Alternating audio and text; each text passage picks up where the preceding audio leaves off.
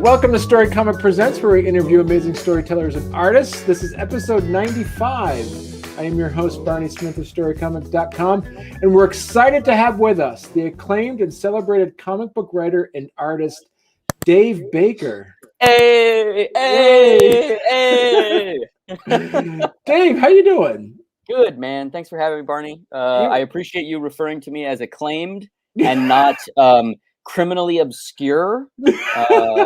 I really appreciate you extending that olive branch, man. You're doing me all kinds of favors. But you got some great stuff. You've been putting out work for well on almost a decade. I noticed your earlier stuff, that you came out with. That was back in 2011. Is around the time when you really started. If not even before that. I mean, I was self-publishing stuff in high school. You know, most of it is, print runs of like 100, where I think like literally the only remaining copies are like the ones that I have. But it's a journey, right? You start small, you start betting on yourself, and slowly over time, when you refuse to give up, everyone in your immediate circle goes, well, I guess he's just gonna keep doing this. We might as well support it, I guess.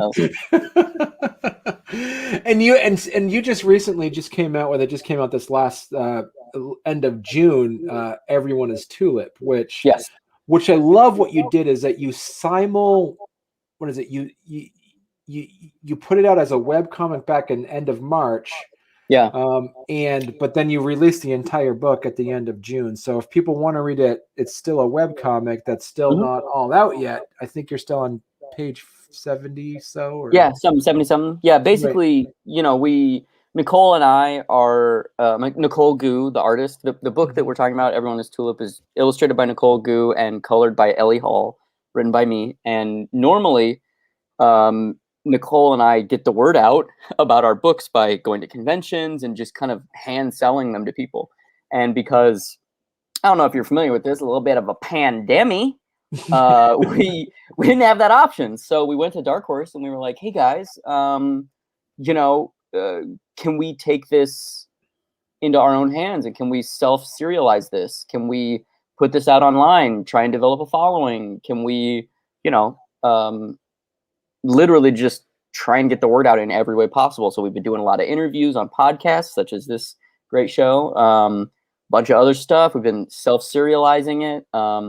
It came out in comic book stores about 2 weeks ago, and yesterday in bookstores everywhere. Right. That's amazing. And you tell us a little bit about the kind of like the premise, synopsis, the premise. Yeah, sure. So the book is called Everyone Is Tulip, and it follows a young woman who moves from Arizona to Los Angeles in order to become an actor. She's pursuing a life as a performer. And when she gets here, she realizes, it's not as easy as it looks. So she kind of bombs around LA, working odd jobs until she kind of falls backwards into a position being the face of these kind of performance art videos that this guy, Stanley, is making online. And lo and behold, they start going viral, and it changes her life overnight. She starts becoming kind of sucked up into this world of online performance art. This character, Tulip, that she plays in these videos, kind of becomes this surrogate identity for her. And so the whole book is kind of her navigating those underbellies of the entertainment industry and being presented with questions that are kind of like, how far are you willing to go to get what you want? What compromises are you willing to make along the way? And what is it that your real intentions hold? Like, are you trying to be famous just for famous? Are you trying to be an artist? Are you comfortable with this kind of new version of fame, this kind of rebooted version of online personas dominating our everyday life? It's 168 or 70 something pages long. And it's put out by Dark Horse, and there's going to be a crossover with Hellboy coming this summer. Really? No, it's not going to be a crossover with Hellboy. How is that going to fit? I mean, No, not at all. I mean, look, Mike Mignola, if you want to chat, let's chat, baby. But no, that's not happening. It's a one and done graphic novel, beginning, middle, and end. Well, maybe Hellboy put in a Shiver Me Burgers in their back. Oh man, I would be so excited. I would be so excited. I don't know if you know this, Barney, but Shiver Me Burgers is in everything we do. Like Nicole and I. Yeah. Yeah, That's your Easter egg. You throw that in. I saw. Yeah, there's like 2 or 3 things that are recurring in all of our books. One of them is Chivalry Burgers, and then the other main one is there's this like fictional pulp adventure hero called the Lurker. And he's kind of like the Phantom or like Doc Savage, and Okay. he's in everything we do too. Right. I would. I'm not gonna say there's a line in this book that I felt what we said before we went live. Yeah, when I personally attacked about was like the what in the background there was somebody talking about the Redestroyer, written Redestroyer. There's this. Yeah. It reminds me a lot of like of how I fanboy out with any MCU movies, and it reminded me of right. that. Yeah, basically there's a scene where there's a little boy in the book named Petey, and he's like running around in the backyard playing, and he's basically making up a story that's kind of like a loose adaptation or kind of regurgitation of a movie that he saw. And it's totally that. It's totally just like weirdo comic book tropes that he's kind of like vomiting out while he's got these action figures running around the backyard. Yeah. So what I love in a previous interview that you mentioned as well. I mean, you made a slight reference to David Lynch and what I mean, it's like a Lynchian. Yeah. And I gotta say, when I read that, I'm a huge fan of David Lynch. And what I liked about this is that once I put 2 and 2 together when I heard you mention like it was like a Lynchian themed in the sense where it had that uneasiness about the entire environment, but you were still engaged in the storyline. Yeah. And that's kind of like that David Lynchian's feel when you mentioned that, but without the supernatural aspects of it. Yeah, well. yeah. The goal for us, like the tone of the book, was kind of like a mixture of Nicholas Winding Refn's film The Neon Demon, David Lynch, specifically Eraserhead, and Satoshi Kon with his movie Millennium Actress and Perfect Blue. Like those were the 2 Satoshi Kon movies that we were really interested in. And so Nicole and I worked for a long time to try and strike the right balance of what the book would ultimately be. Like in the beginning, when we first started talking about it, we thought it would be a little bit more literally Perfect Blue or literally Millennium Actress, where it would maybe have like surreal dream sequences and kind of not knowing what is reality and what is the digital space. There's another anime called Summer Wars, which is kind of about that, where you literally go into the internet and there's all these kooky characters, and we were thinking maybe it's something like that, but it quickly evolved into this, where it is more, it's an interior book that actually is interior, not an interior book that is then manifested outwardly like, no, they're going into the fucking computer. It's the Matrix. She's surfing the waves of the texts. You know, like that. You know, that very quickly was just like, oh yeah, that's not what we're interested in. Right. Because it's more like it's a journey of kind of like self-discovery and self-actualization, and for both characters, for Paradox, aka Stanley, and also Becca, aka Tulip, in a way. And as obviously not giving away the ending. The ending, I couldn't think of how you could have ended it other than the way you ended it. Like, oh man, dude, that is like the best compliment. Thank you so much. That is like the best. Yeah, I mean, it's interesting because the book itself it's about these people kind of testing their limits, right? It's about, you know, the metaphor is like, as an artist, what are you willing to do to succeed? You know, but it applies to everything, because now everyone is a performer. Everyone has a Facebook. Everyone has a Twitter. Everyone has an Instagram. Everyone has a TikTok. Literally all 4 of those. You'd think that every person on the surface of the planet could just deal with one, but no, we all have all 4. And we all are constantly performing for one another all the time. And we're all constantly forced to think about what we look like, what our brand is, what are we willing to do to get more clicks? You know, it's this insatiable hunger for more. And, you know, I don't think that that's necessarily something that's positive for our culture. I don't think it's cancerous in any significant way. Than, you know, generations past had to deal with the sloth inducing television set, or you know, the introduction of radio presented its own issues. Like, I think humanity has to grapple with these things at the rate that it grapples with them at. But unfortunately, I think the internet does present significantly faster questions. You know, Right. like we're constantly being bombarded with new and potentially unhealthy conundrums. And so that was kind of what we were, when Nicole and I were developing the book, that's kind of what we were interested in, is like, how do these things play out in a way that is a compelling narrative, but also asks questions. Like, we really wanted to make something that would provoke, hopefully, thought, not just be like, this is the moral, but Right. hopefully draw the reader into a conversation and a dialogue, and really make them question how the themes of the book resonate with their own life. Hopefully. Right. I mean, that's the goal, right? But who knows? That's a great point, because you in here you ask the questions, but you don't provide any judgments. You don't make any judgments at the same time. Yeah. Yeah.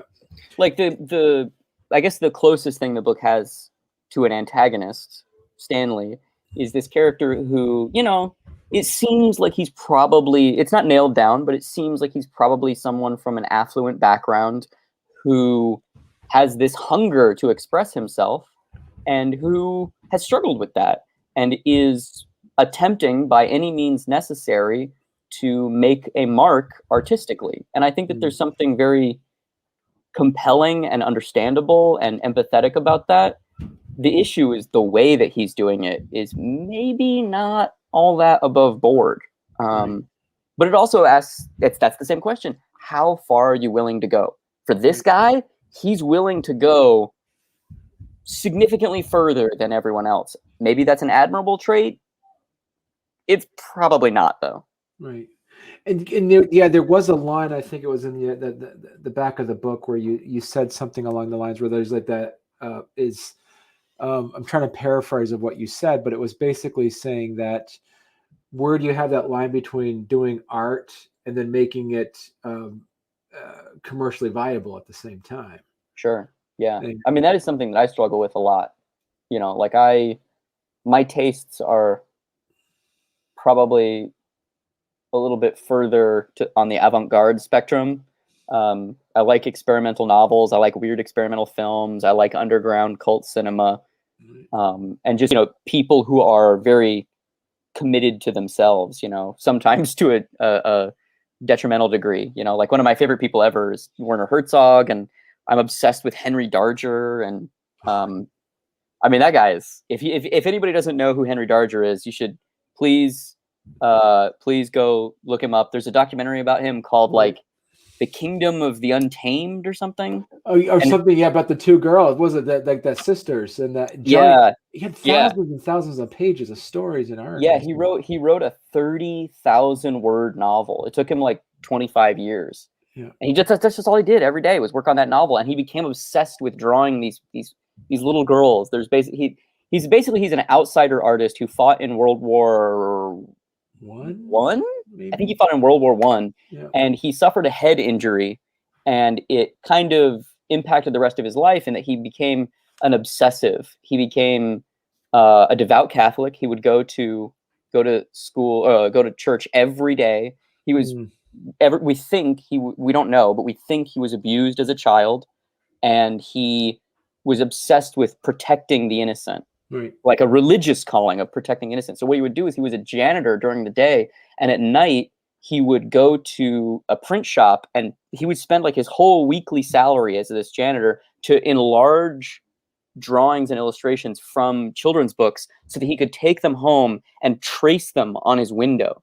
And so he would make all of these elaborate 15, 20, 25 foot long drawings that were illustrations for this novel that he was writing, which has, this bizarre title. I think it's like the story of the St. Elroy sisters in the land of the untamed, as told to Henry Darger, their good friend and confidant, or something like that. Yeah. It's very, very interesting. And I feel like that guy quite often, honestly. I'm like, no one cares about this. Does anybody want to read this? No. All right. Well, I'm just going to spend years of my life making it anyway. So talk to us a bit about when you put this book together, with that, putting on the hat of, like, we have a lot of people who are authors and who are working and writing comics and stuff like that.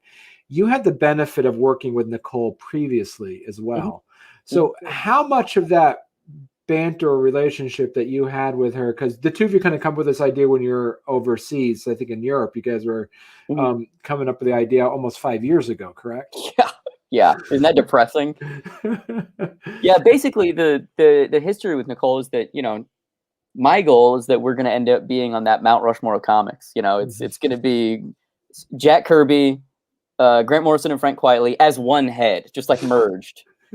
Steve Ditko, and then Nicole and I as one head merged. But that was a joke. I'm not egotistical. I don't think that. But basically, we've been working together for a long time now. We've made, I think, 5 books. I'm not Suicide Forest, F Off Squad. I'm trying not to swear. I don't know what to call it. Action Hospital, and then the Dark Knight and Watchmen parody books that we did, Murders, and This Is Not a Girl Gang. So 7 books. We've done 7 projects together prior to this one, and we had started this right after her, right after we had finished and published F Off Squad with Silver Sprocket, which is a great punk independent publisher. If anybody isn't aware, definitely go look their works up. They publish great books like Catboy by Benji Nate and Please Destroy the Internet by Mike Sweater. And so we had published that book through them, and it had done well, and we were excited about it, and we were like, okay, what's the next thing? What's the next vista? What's the next horizon?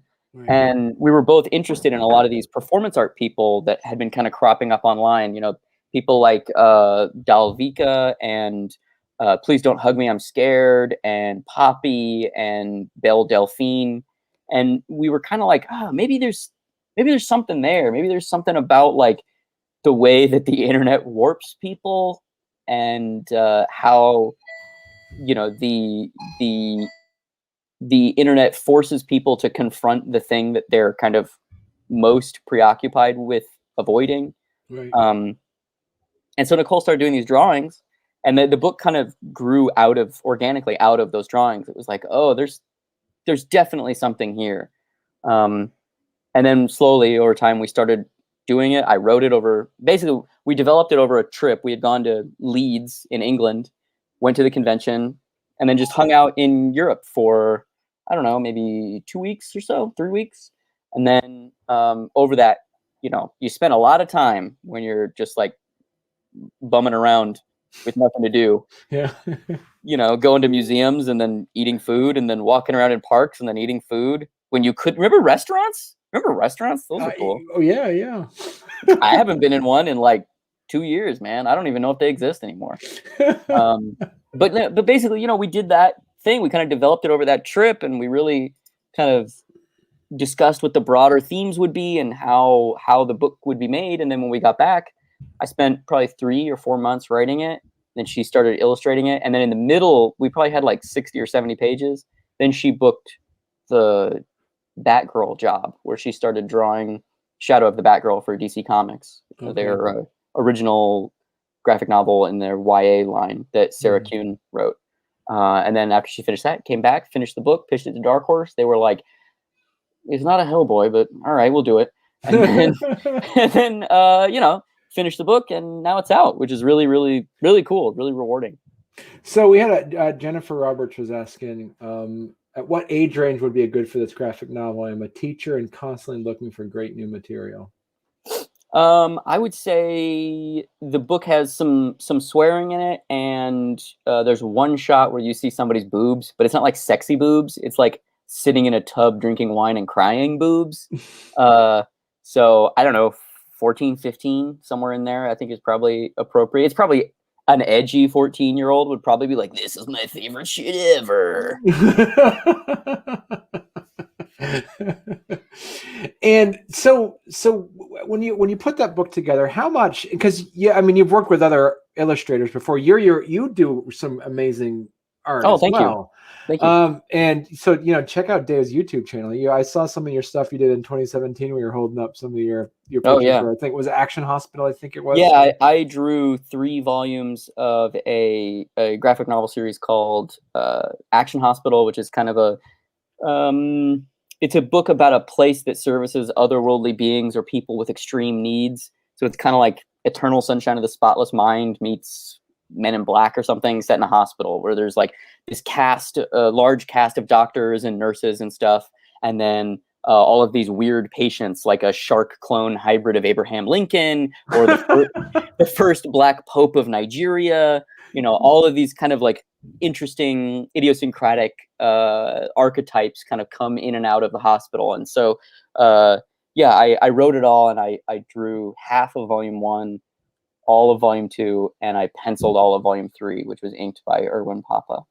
So when you sat down with Nicole, you guys are working on this, and so how is that different working with an artist that you have a good relationship with compared to someone that kind of that you more of a professional relationship with? How much did you say that they show show the sketches for this? It's like, actually kind of make it like this, or Yeah. did you two? How did that work? How did that relationship work between writer and artist? Yeah, I mean, for Nicole and I, it's very symbiotic. She's the Eddie Brock, I'm the symbiote, and no, I'm joking. It's very organic. It's a very kind of, I even said, like, it started with her drawings. Like it always kind of starts that way. It starts with something visual that we both kind of vibe with. And I also just know the type of stuff she likes to draw now because we've been working for so long. Like, right. We always joke that there are Nicole Goose, sad girl blowing in the hair, wind blowing in the hair moments, where it's just like you got to have at least 1 or 2 big somber moments where there's a girl staring off into space with the wind blowing through the hair. You got to do that because that's like Nicole's. That's The her brand, guitar. yeah. Oh, that's so like, how they say the equivalent of a guitar solo for an artist is their hand, the way they draw hands. No. The way Nicole draws sad girls crying and or hair blowing in their wind, that is her guitar solo for sure. So, it varies from person to person. Nicole is very involved in the story. Our process basically is when we're developing something together, we talk about it a lot, and we go to this park by her house and play catch. And I think just that habitual throwing a baseball back and forth while discussing things kind of helps both of us figure out what it needs to be. Just it turns off the body and allows you to access a deeper, more subconscious place of your brain or something. And then I was going to say, so how much of that too is like, because I remember when the two of you we were talking about, especially like the some of those scenes where where Becca says everyone is Tulip, and I know, like, when you and Nicole were talking about it, she just kind of drew up all the designs. Did you just say, hey, just come up with it, just do? Yeah, I mean, you. literally, I think in the script it just says 9-panel grid of Tulip saying everyone is Tulip, panel 1, and then the dialogue box just says Tulip, everyone is Tulip. Okay. Like that's some of the pages are very concretely described and delineated, right. But this stuff we had just talked about, like, this is what it would be. Like, so she just knew, like, oh yeah, we've already talked about it. It's just like weird, kooky outfits. Let me go look at Japanese fashion and couture fashion, and some of these are directly inspired by some YouTubers that do this type of work. Right. And did you, with that said, how much of, because I remember one thing you also talked about is some of the layout stuff. That how tight were you with that by saying, no, Nicole, I can't, this is my vision of this, or how much of this did you say as a writer that you wanted to? Yeah, I would say it's probably 50-50. I would say half of the pages are very clearly like, this is a 9-panel grid. Panels 1, 3, 5, 7, and 9 are all cell phones. Right. You need to stay, but she already knows that, though. Like, she already knows that mechanic needs to be the cell phones make an X, so you're rhythmically toggling between cell phone and real person, and kind of switching back and forth between an interior perspective where you're looking at the phone and an exterior perspective where you're looking at the person looking at the phone. Right. And then some of them, like, yeah, see, that's a perfect example where, you know, it's not like she's drawing the hand, but there's a theatricality, a kind of extra narrative device that you just know that she's looking at her cell phone, you know? Right. And so, you know, that was something that we had talked about in depth at length that came, you know, we're both very interested in the formal language of comics. We're both very interested in the mechanisms of words and pictures and how they can be puzzled together to achieve various effects. Decompression, compression, asymmetrical design, symmetrical design, whether the double page spread is talking to itself or whether each page is an individual composition. You know, those are all ideas that Nicole and I are, for better or for worse, haunted by. So do you have, so this is not just another writing question.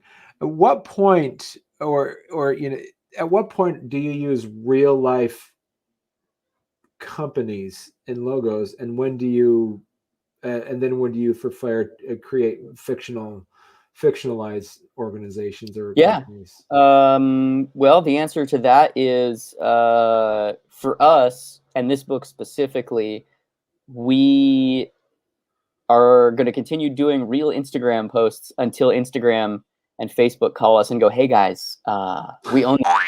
So no. But we felt like it was, you know, we because we have a lot of fake businesses in the book. Like Becca very easily could have worked at McDonald's, but it's just funnier to us that McDonald's doesn't exist in our universe. It's Shiver Me Burgers is like the dominant West Coast chain. Because it's funny to think about like a pirate burger joint like really like dominating. It's just so silly. But in terms of this, we kind of felt like with it being actually Twitter, Facebook, and Instagram, it made it rooted in a specific time a little bit more. It made it feel a little bit more grounded. It wasn't like blimp blomp, the social medias, you know, like I just feel, I mean, I think it totally could have worked if it was, you know, instead of Twitter, if it was twats, and instead of Facebook, it was like Nosebook, and instead of Instagram, it would be a Pictureville or something. I don't know. Like that totally could have happened, but I don't know. That was just a thing that we just decided of like, it's in the real world. It's happening right now. It's a snapshot of what these people are doing. Yeah, does that answer your question? Yeah, absolutely. And because you did mention earlier too about there was, you know, a few Easter eggs that you and Nicole threw, and one was obviously the Shiver Me Burgers, and also one of the costumes that, you know, you always had to put. Do you always have to throw in a little Star Trek Easter egg? And oh man, yeah, got to, baby, got to. Like, I'm a huge Star Trek nerd, and actually before, because Nicole and I worked on a Star Trek story together. It was a short story in Star Trek Waypoint #1, and then since then I've written a Star Trek miniseries, Seven's Reckoning, available now wherever comic books are sold, and and so we're both just like huge Star Trek nerds. We actually, whenever we take trips, like road trips and whatnot, we always we have this thing. It's so dorky. It's called The Game. And basically one of us says, "All right, I got it." And then the other one has to go, "All right, is it a Federation person? Nope. Are they part of the Klingon Empire? Yep. Is it Kern? Nope. Is it? And basically we play 20 questions with Star Trek stuff. Because I don't know, man. It's our common language. I love Star Trek, and so does Nicole. And this is that diamond frame. Oh yeah, the diamond frame. Yeah, totally. Yeah. That's beautiful. And we specifically like this one also because this one happens in the beginning of the book. So as the book progresses, the phones get more claustrophobic and more claustrophobic. And this one is claustrophobic, as you can see. Becca's framed by the phone diamond where she's in the middle on it. But it starts out with her not being, she's like choosing to, metaphorically in air quotes, choosing to go into the phone, where it's a shot of her and then the phone, her and then the phone, her and then the phone, as opposed to the X shape, where it really feels a little bit more less of a choice. It's more she's in this system, the phones are there, they create this narrative rhythm where you're toggling back and forth between an interior and an exterior. Right. And so my other question for you is, when do you use an editor at this time? What is it, when you just have the script or is it when you have the layouts out, because I know when you're mentioning before in a previous interview, when it came with the Dark Horse, at what point do they have to come in and kind of look at that from that editing perspective? So for this book, Connor, our editor, was great, very supportive, gave lots of, he was a champion for the book. The book would not have gotten published without him. And obviously he liked it and gave it the thumbs up, but he had more editorial input after the book was done, when we were kind of all massaging, like, what do the end papers look like? What does the end essay look like? Where are we going to put the chapter breaks? How do we want the chapter breaks to look? And then he was very helpful in that process of kind of navigating that side of things. But in terms of fingers in the pot on this specific project, the train had already left the station. We were already making the book. They kind of just picked the book up and were like, we'll publish it. Since then, I don't know if I'm supposed to say this, but whatever, I'm going to say it. I've signed another book to Dark Horse, and that one has been started from scratch. We didn't have like 100 pages of it when we went to them. And the Forest Hills Bootleg Society? That one is actually, no, that is going to be published by Simon Schuster next summer. Oh, cool. Okay. Yeah, this one hasn't been announced yet, but the next Dark Horse book I'm doing is Connor's very involved. He looked at the scripts early on and was kind of like, oh, I think we should tweak this, or, I have a personal experience that relates to that. Have you thought about framing it in this way?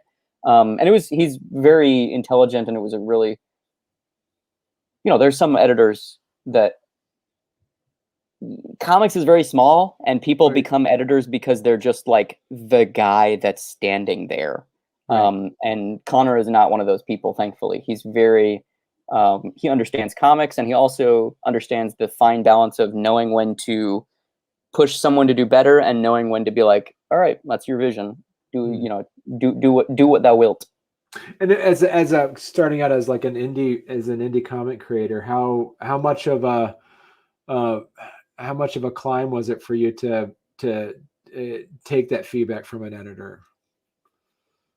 It's a good question. I think honestly the learning curve wasn't that steep, just because I went to art school. I'm used to critique, and honestly, I wish. And I work, my day job is I work at a media company as a writer producer, so I'm constantly having to give notes and get notes on videos I produce or write or whatever. And so taking notes doesn't bother me. Dealing with people who give bad notes bothers me. You know what I mean? And thankfully, my experience in comics has been very positive, and I haven't had to deal with a lot of that. My experience in other avenues, not so much. But I think that's probably because everybody in comics wants to be here. Everyone in comics just wants the projects to be as good as possible, because it's so hard to get anything going. I think that the editor and the design people, letterers, colorists, everybody that's kind of in a position that's not a glory position, even though writing and drawing comics is like not something that most people think is cool. Those positions are vital, because those people can make or break a book. Like, I've drawn books before that have had people who were not as skilled as I am, and it just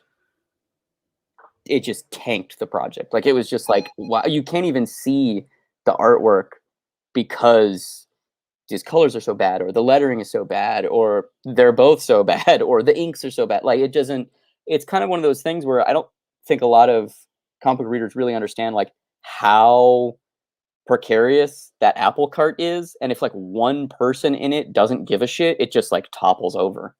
Right. And so, and you mentioned too, and like I wrote this down because I think this is a great writing tip that you had in a previous interview. You said, enter a scene late and leave early. Yeah, full disclosure, that is not something I came up with. I think that's like a David Mamet quote. Like, that's not me. But I think it is a truism. I fully think it is a truism. And like, that's the thing I see so often in self-published works. People are making their first things. They're starting, they're learning, they're figuring it out, is that they're so in love with their characters that they just want to see their characters just hang out and talk and, you know, not have conflict and just kind of be friends, because they are friends in their minds with their characters. And so that kind of makes this very strange, like almost like you're making fanfic of your own thing midway making your own thing. It's really strange. It's a very strange thing, and it happens more than you'd think. Like, I'm not going to throw anybody under the bus, but I can think of like some major releases like this year that like completely did that. And I just really wish somebody would have been like, guys, I feel like conflict is the nature, you know, the origin point of all narrative. So like, where's the conflict in any of these scenes? This is just like people in a room. Just hanging out, yeah. And I love people in a room hanging out. Like, F-Off Squad is like completely that.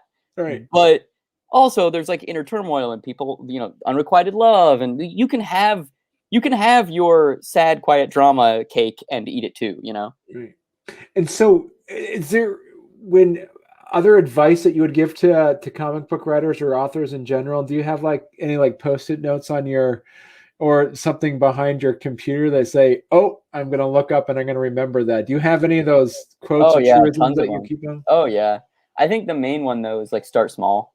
You know, like I think everybody when they first start making comics or really any kind of art form, you know, you want to run, you want to make your giant mural, you want to make your 20 by 20 painting, you want to make your Guernica, you know, you really want to be seen as an artist. You don't want to spend 20 years making a name for yourself and learning your craft. That fucking sucks. Can't I just have the recognition now? Right. Everybody wants to make the story of Vivian girls in what is known as the realms of the unreal of Glenn Deco, Angelini, and Warstorm, right? Is that what you're saying? That is 100% the title. Yeah, but I think honestly, like self-publishing, starting small, making mini comics, like 8-page comics, you will learn so much so quickly, and you'll figure out so much so quickly. And the other thing I would say is like, you know, maybe don't make comics that just are aspiring to be movies. Right. And because you've worked in past with like anthologies, do you recommend? Oh, 100%. Yeah, totally. Yeah, I think anthologies are a great way to get started. It's a great way to kind of dip your feet in, figure out what you like, what you don't like, figure out if you like working with other people or if you don't. Yeah, I think anthologies are awesome. I've been in a bunch of them. I've published a bunch. Like, I think they're an invaluable component of the comics landscape that is unfortunately criminally undervalued by the broader direct market at large. You know, I mean, they're huge on Kickstarter. You know, these anthologies make hundreds of thousands of dollars, and they can't sell like 5,000 copies in the direct market because for whatever reason, comic book readers have been conditioned to think that they don't like anthologies. Right. I mean, but there's been some, as you said, there's been some fantastic anthologies out there, and it's like going to like a store that you're able to get like 20 stories in one. So yeah, it's like it's the hometown buffet of sequential art, right? That's the thing people say, right? Right. Yeah. If not, they should. That's yeah, totally. And so with that said, how did at what point did you decide also to bring in as well as because Nicole did the writing and then she did the lettering as well, and then the colorist, was that a colorist that Ellie Ellie Hill, did you know her, or is that someone? No, basically Nicole and I I mean, I guess you could say we have a little bit of a following here in the LA area. You know, this is back when we were kind of more predominantly self-publishing, because this was a couple years ago, and so we went and we did a lecture at a local art college, and because we knew the. Also, I feel like I'm melting. It's so hot in my apartment right now. We knew the instructor of this class. It was a comics history class and a comics kind of the very rare point where comics gets featured in academia. And so this professor was like, hey, I've seen you guys around at conventions and stuff. You seem like you're really in it to win it and hustling. Like, do you want to give a talk to my students to kind of tell them what it's like in the trenches and kind of give them tips or tricks or something? Right. And we were both like, yeah, that'd be fun. That'd be cool. So we did this talk at the art center. Maybe it wasn't the art center. I think it was the art center. I don't remember. It's either the art center or Pasadena College of Art and Design, one of the two. And so we did this talk, we did a little I did a little song and dance about like, the history of comics, gangsters, blah, blah, blah, blah, blah, blah, blah. Siegel and Schuster sold Superman for $130. Don't do that, kids. And then, Stan Lee didn't do shit. Jack Kirby did everything. So we did our song and dance routine, and Nicole talked about our work and what goes into it and the process that we make it by. And then, we started taking questions, and one of the students there was just like super engaged, really excited about stuff, really inquisitive, very curious person. And they came up to us afterwards and introduced themselves. They actually bought some comics from us, I think. And then afterwards, Nicole like looked them up and was like, wow, this Ellie Hall person is like really good. Like, look at these paintings. Like, she's studying to be a background painter for animation, but like, I don't know. I think she could probably color Tulip. What do you think? And I was like, wow, they're really good. Yeah, let's give it a shot. And so she colored Tulip, over the course of, I really don't even know, 70 years. She colored Tulip over she's an 80-year-old woman now. Yeah. I look good, but I'm actually 103 right now. I don't know if you know that. But yeah, I mean, look at that palette. Like, that palette is so nice. The contour shading and drop shadows add so much weight. The kind of the warmth of that pastel, so cool. Yeah, Ellie did a great job. She really breathed a new dimension into the pages. I'm eternally grateful for her. I gotta say too, like we were talking earlier, this is a fantastic graphic novel. I think you said 160 pages or so. It's close to, I think, with your intro and outro that you've put into it. It's like 180 pages. Yeah, I think so. Yeah, I think the graphic novel version is like 184 pages, maybe. I'm not sure. Right. But yeah, I'm very pleased with it. I'm very proud of it. I feel like, look, man, you put your all into every book, and sometimes they connect with like 7 people, and sometimes they connect with 70 people. So hopefully this one is 70. Right. And what was the decision on that? Because this itself is kind of a group effort, just from a marketing perspective. Do you think so? Yeah. So when you went and you talked to the students, do you feel as though that it's important you think art schools now should be teaching art students like financial management and marketing? Should those be classes that need to be taken now? I mean, honestly, art schools in general are kind of a joke, man. Like, you can learn everything you need to learn on YouTube.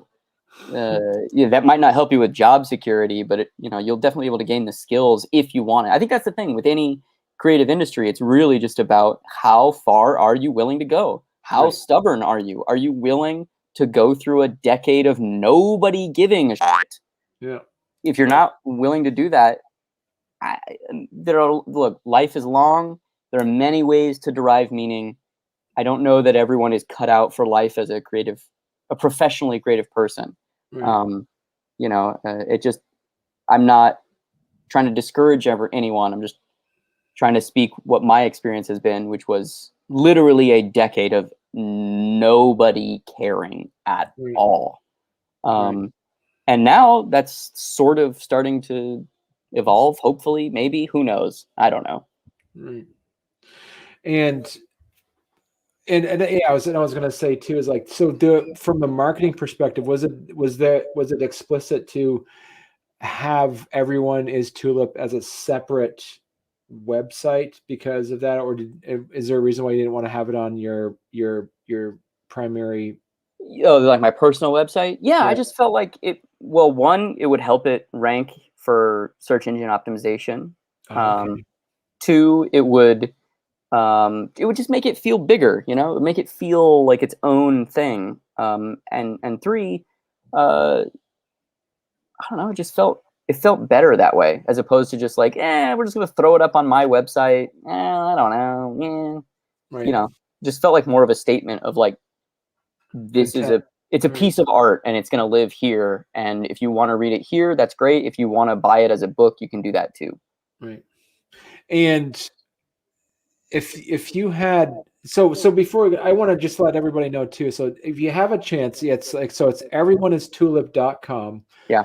Check it out. This is where it's just all about everything about this amazing graphic novel. If you want to learn more about Dave Baker, go to heydavebaker.com, and you have all of your work on here. Some of it, and you got some swag on here. You got t-shirts, you got hats, you got all kinds of stuff on here. And I want Bob Kane was a liar. It was true. That guy was a piece of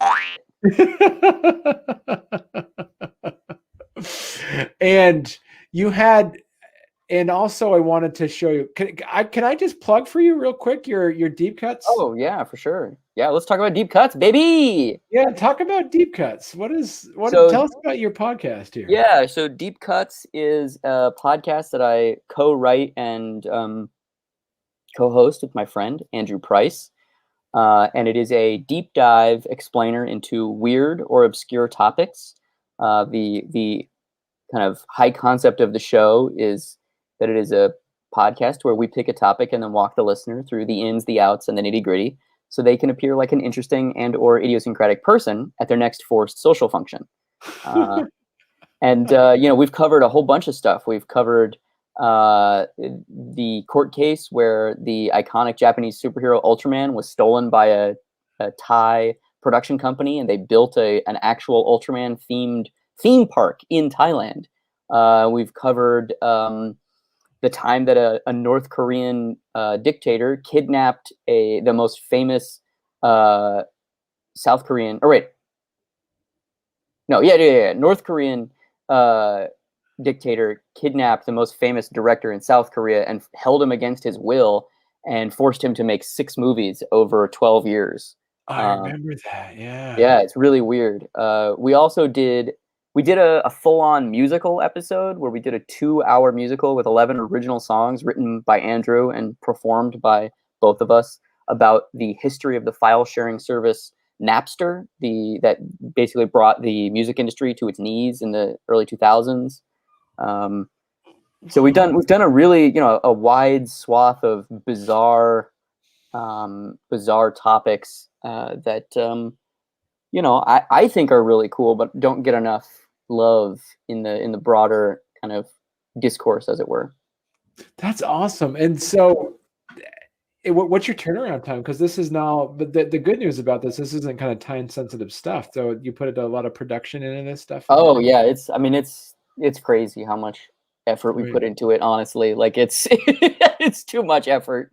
We did like a 4-hour episode on how Andrew WK may or may not be a fictional character, and the show's been going for almost 2 years now. I think we've got like 75 episodes. Right, I saw that. So and it's fully written. Like, it's not just us getting together and bullshitting while drinking beers. Like, it's like full NPR style narration with music playing underneath it. And we also have like the like conceit of the show is that this is a podcast that Andrew and I host while we are in our off time, because we secretly run a boy detective detective agency called the Mystery Treehouse Investigation Agency.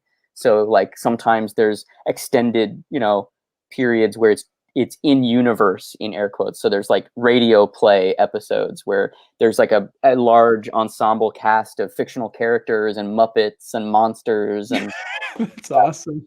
Yeah. So how come this isn't a graphic novel? There's like illustrations for this?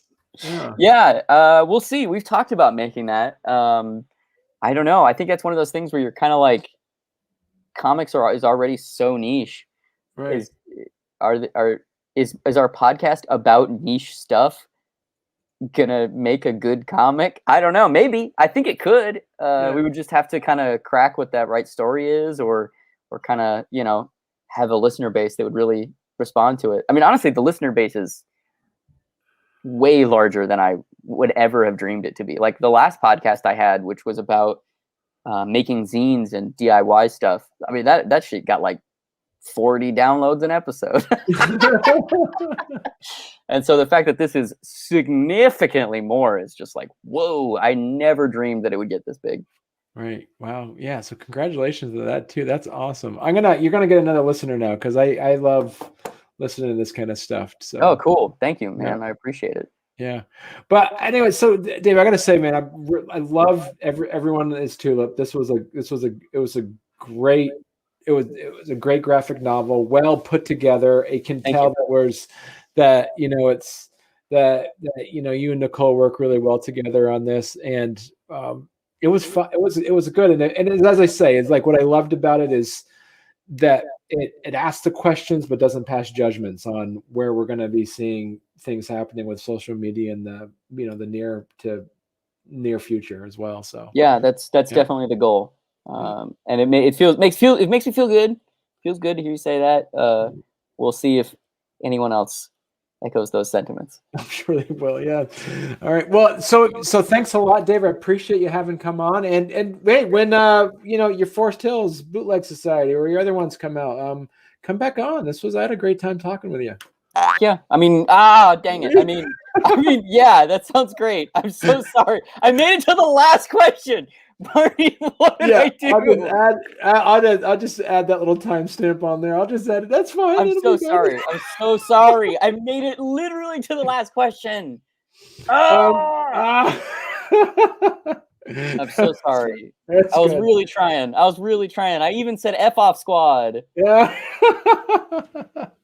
You did good. You did well. You held yourself tight. Good job, Dave. All right, I'll chat with and yeah, thanks a lot. I appreciate it. This has been a genuine pleasure. Yeah.